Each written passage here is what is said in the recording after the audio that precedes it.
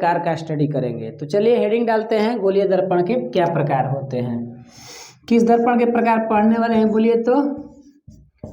गोलीय, भाई बोलिएगा तभी तो साथ में, देखिए इसके साथ लगा हुआ है गोलीय बोलिए, ये कह रहा है खुद बोलिए।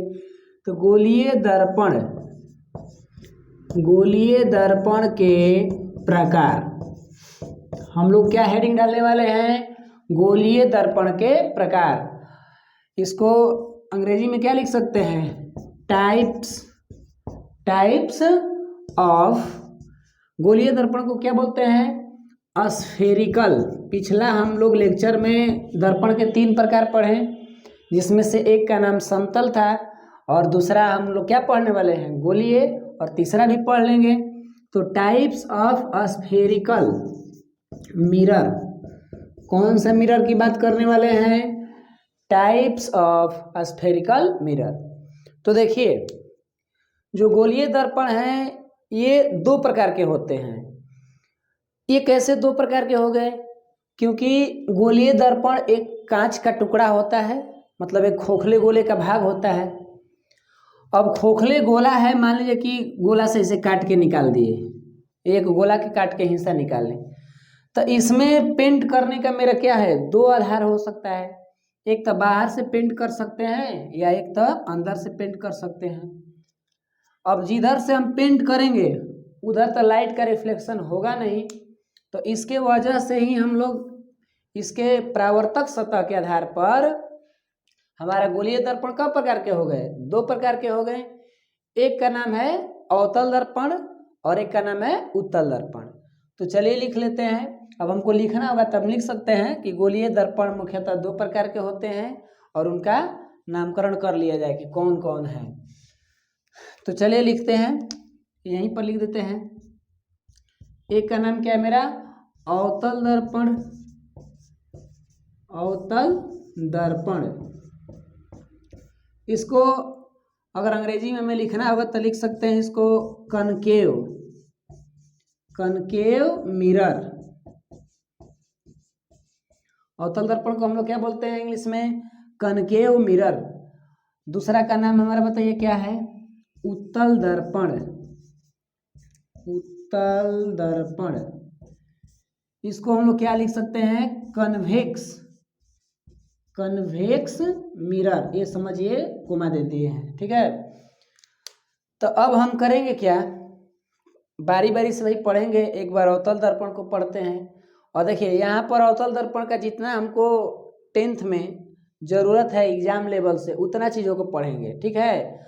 तब जाके हम लोग शुरू करेंगे उत्तल दर्पण को। तो चलिए अवतल दर्पण को हेडिंग डाला जाए और इसको स्टडी करते हैं।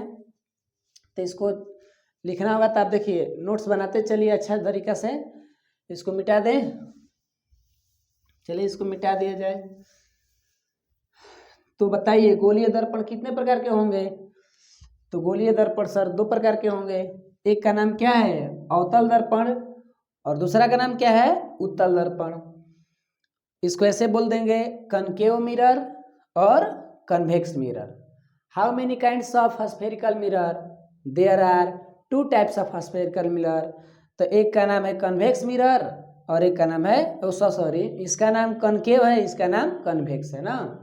तो इसको मिटाएं। चलिए बात करते हैं किस पर? अवतल पर। तो देखिए अवतल को समझेंगे जब तक से हम एक चित्र का निर्माण नहीं करें। अवतल दर्पण, हेडिंग डाला जाए अवतल दर्पण। इसमें अवतल, अवतल में तल का मतलब हुआ एक तरह से सतह। अब अवतल का ही मतलब हुआ क्या? यहाँ पर हाई तल दिख रहा है, तल का मतलब क्या होता है? सतह। अब जिसका सतह धंसा हुआ हो, जिसका सतह क्या हो? धंसा हुआ। धंसा हुआ का मतलब वो अंदर की तरफ धंसा हो। जैसे अब मान लीजिए कि सपोज इसको हम ऐसे कहें, अभी देखिए ये मेरा जो हथेली है, यहाँ ये देखिए आप, ये हथेली हल्का धंसा हुआ है अंदर के तरफ, मतलब कि इसका सतह हल्का क्या है? धंसा हुआ है। तो जस्ट यहाँ भी वही हाल है, इसका एक इमेज बना लेते हैं। अभी हम डिफिनेशन नहीं दे रहे हैं, अभी समझने पर बात करते हैं। डिफिनेशन देनी बड़ी बात ना है, उसको अगर हम समझ जाते हैं तो खुद डिफिनेशन निर्माण कर सकते हैं। क्या सही बात है? तो चलिए इसका हम इमेज बनाते हैं। तो ये भैया कहीं ना कहीं खोखला गोला के भाग होता है, तो ये खोखला गोला का एक भाग है। ठीक, अब इसमें देखिए इस वाले में दो गो तल दिख रहा है। एक इधर से अगर कोई देखे, इधर एंगल से, तो ये उठा हुआ लग रहा है एने से। अब कोई इधर से आके देखे तो धंसा हुआ रहता है। तो अवतल दर्पण में होता क्या है कि इसकी जो सतह है इधर, ये वाला सतह ही हमारा क्या परावर्तक सतह बन जाता है। इधर के सतह को क्या करते हैं कि पेंट कर देते हैं इस तरह से, इस तरह से। यानी कि अवतल दर्पण का डिफिनेशन देना होगा तो वैसा गोलीय दर्पण, क्योंकि हम लोग गोलीय दर्पण का ही भाग पढ़ रहे हैं तो उसका यहाँ पर नाम ले सकते हैं। अगर आप चाहते हैं कि नहीं उसका नाम नहीं लिया जाए तो भी वो ठीक है, लेकिन अच्छा तो लगेगा जो बोल रहे हैं वही। वैसा गोलीय दर्पण जिसका परावर्तक सतह धंसा हुआ हो, मतलब इधर से आप देखें ये वाला इसका क्या है, धंसा हुआ सतह, यानी इसका परावर्तक सतह जो है इसका क्या है, धंसा हुआ है। ऐसे सॉरी ऐसे लिखेंगे, धंसा हुआ। चलिए समझिए। तो इस अवतल दर्पण में होता क्या है कि इसकी जो रिफ्लेक्शन करने वाला सतह है, जिससे प्रकाश क्या करे, लौट के आए टकरा के, वो धंसा हुआ रहता है। तो हम ये जैसे डिफिनेशन बना लेते हैं कि वैसा गोलीय दर्पण जिसका परावर्तक सतह धंसा हुआ रहता है तथा इसका एक भाग, मतलब ये दूसरा भाग कलई किया रहता है। इधर से देखें तो ये क्या है, ये जो है एक कलई भाग इसका है। कलई माने पेंट रजित ऐसे करके ना, ये कलई भाग है। तो इस अवतल दर्पण में हमको दो चीज देखने को मिले, एक तो इसका परावर्तक सतह धंसा हुआ और दूसरा इसका कलई जो किया हुआ है वो उभरा हुआ के तरफ है, यानी बाहर के तरफ है। तो अगर हम पेंट के आधार पर डिफिनेशन दें तब वो अवतल दर्पण हो जाएगा। कैसे? वैसा गोलीय दर्पण जिसका बाहरी भाग क्या किया गया हो, पेंट किया गया हो, तो उसे भी अवतल दर्पण कह सकते हैं। लेकिन ये सटीक उतना नहीं लगता है, सटीक जो हम बोल रहे हैं ये वाला लगता है। तो डिफिनेशन आप लिख लिए, डिफिनेशन आप लिख लेंगे तो आगे बढ़ेंगे हम लोग। तो आगे लिखना होगा इसके बारे में, तो क्या लिखेंगे देखिए, इसका अपना खुद का भी एक अपना नाम है। जैसे हम लोग का भी कोई अपना निक नेम होता है कि घर पर लोग कुछ और नाम रख देते हैं और अलग से हमारा जो स्कूल में नाम होता है कहीं अलग हो जाता है।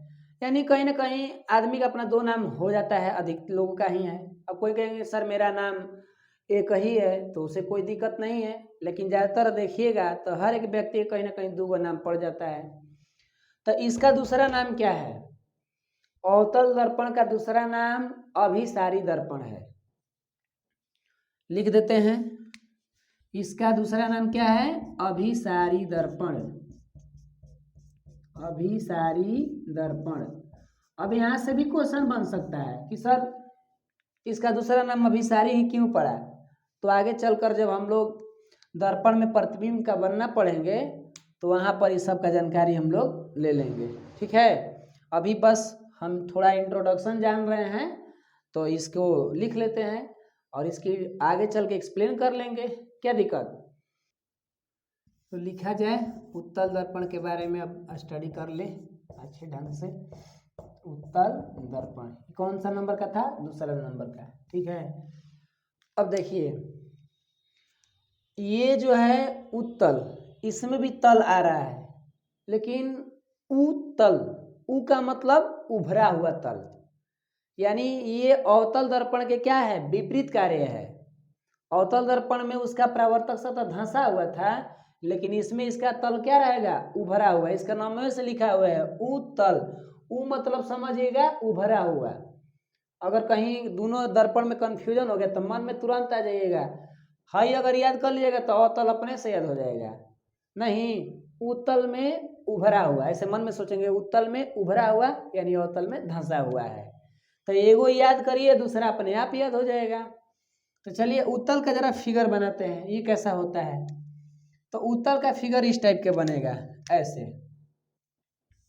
इस तरह से। अब इसमें क्या है उत्तल में कि इसका परावर्तक सतह उभरा हुआ है, तो कहीं ना कहीं हाई वाला परावर्तक सतह बनेगा इधर से, क्योंकि ये ना उठा हुआ है, उभरा हुआ है। तो अंदर की तरफ इसका पेंट कर दीजिए इस तरह से, ऐसे चीजें, ठीक। अब ये जो हो गया इसका क्या हो गया, कलई भाग हो गया। आप लोग लिख सकते हैं, समझ गए हैं, ये कलई भाग है। और ये क्या है, इसका परावर्तक सतह है, परावर्तक सतह। अब बताइए ये क्या उत्तल दर्पण अवतल के विपरीत जैसा है कि नहीं। अवतल में क्या था, बाहर पेंट था और अंदर परावर्तक सतह था, लेकिन बट इसमें देखते हैं हम लोग तो इसकी परावर्तक सतह क्या है, उभरा हुआ है, उठा हुआ के तरफ है। तो डिफिनेशन कैसे देंगे हम लोग कि वैसा गोलीय दर्पण जिसका परावर्तक सतह उभरा हुआ हो, क्या हो, उभरा हुआ मतलब उठा हुआ हो, तो उसे हम क्या बोलते हैं, उत्तल दर्पण कहते हैं। एक बार और बोलते हैं, वैसा गोलीय दर्पण जिसका परावर्तक सतह उभरा हुआ रहता है तथा इसका एक भाग पेंट या कलई किया होता है तो उसे उत्तल दर्पण कहते हैं। समझ पाए क्या, इसका चित्र बनाना होगा तो इस तरह से चित्र बना लेंगे और यहाँ कर देंगे ऐसे। दर्पण के नाम भाई उत्तल है, यहाँ लिख देंगे, लिखना होगा तो उभरा हुआ, उभरा हुआ। क्या उभरा हुआ भैया, तो कहीं ना कहीं इसका परावर्तक सतह उभरा हुआ है।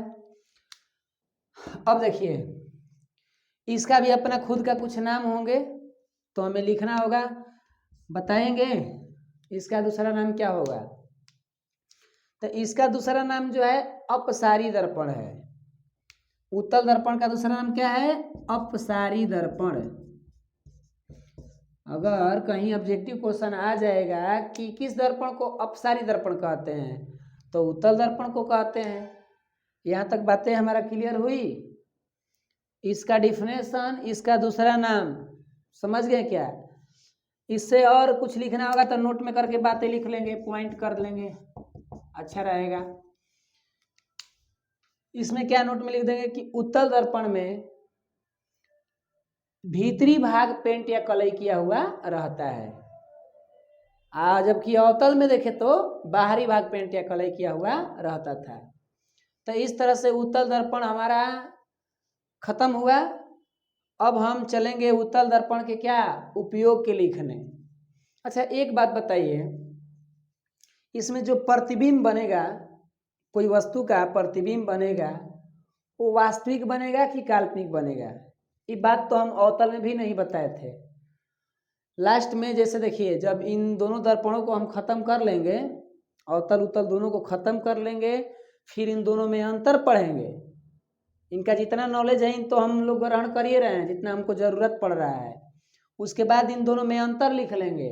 अंतर लिखने के बाद कुछ और एक्स्ट्रा जो नॉलेज रहेगा उसको हम लोग नोट करके लिख लेंगे, ताकि और बेटर हो जाएगा हमारा। तैयारी के साथ कुछ बाहरी नॉलेज भी रहना चाहिए, इना कि जो खाली पूछता है वहीं पढ़ेंगे। हमारा पढ़ाई जीवन के मामले में होना चाहिए। खाली परीक्षा पास करने के मामले में रहेगा तो कब तक पास करेंगे बताइए। ये पूरा जिंदगी ही एग्जाम है हम लोगों का, कहाँ कहाँ पास करिएगा। हर जगह कहीं ना कहीं ज्ञान की जरूरत तो पड़ेगी ही, तो इसीलिए पास करना है ज्ञान के आधार पे करना है। कहेंगे सर बिना ज्ञान के भी पास हो जाते हैं क्या, बहुत से ऐसे लोग हैं एग्जाम देते हैं चीट करके पास हो जाते हैं, तो उनको पासे तो बोलते हैं। अब्राहम लिंकन ने कहा था कि मेहनत करके फेल हो जाना ये हमारे लिए बढ़िया है, लेकिन चोरी करके पास आना हमारे लिए बढ़िया नहीं है। अब्राहम लिंकन आप लोग जानते हैं कि अमेरिका के 16वें राष्ट्रपति थे। इन्होंने अपने लड़का को जब भेजा था पढ़ने के लिए तो टीचर के नाम का एक पत्र दिए थे अपने मतलब बच्चे खातिर कि टीचर मेरे बच्चों को ये सिखाना। तो उसी में ये बात लिखे थे कि चोरी करके पास हो जाने से बढ़िया है मेहनत करके फेल हो जाना।